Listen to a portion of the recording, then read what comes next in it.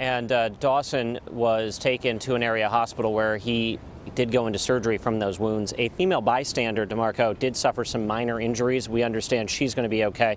And of course, I want to tell you about the Capitol Visitor Center a little bit. That facility was actually designed to, in part, keep an active shooter out of the Capitol itself following a 1998 shooting where 2 Capitol police officers were killed. So it appears the screening checkpoint did its job and kept a potentially armed man out of the Capitol. All right, Kris, is there any update tonight on the condition of the woman? Again, you just talked about it. Can we expand on that info about the innocent bystander? You know, all we know is that she was in the vicinity of this checkpoint and suffered what were described as minor injuries. Obviously, there was some gunfire there, so it is possible that could be a ricochet. It could also have been just an injury that was suffered while going to the ground. We don't know, but we understand she's going to be okay. Minor injuries for her. The more serious injury would be to the suspect, Dawson, and he was taken to an area hospital for surgery and has been placed into police custody. Have police said anything about whether they are going to review their security procedures or make any changes at this point?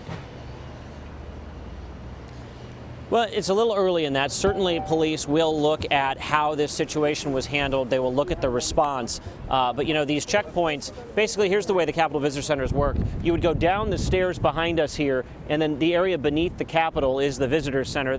You walk through these very heavy fortified doors and immediately into a security checkpoint that looks a lot like an airport screening point. There's 6 or 8 different magnetometers and x-ray machines, each of those staffed by at least 2 Capitol police officers. Those Capitol police officers are armed. So the very first point where you would, even before you can access the visitor center, which is not in the Capitol building itself, you have to go through a metal detector and have your possessions x-rayed. So in that sense, the checkpoint was where this happened. That's by design so that somebody doesn't get a weapon inside the visitor center or inside the Capitol itself.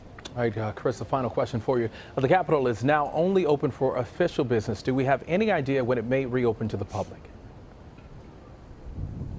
Well, the chief of Capitol Police says he expects the Capitol, the Visitors Center, and the surrounding buildings to reopen for business, as well as tours starting tomorrow morning.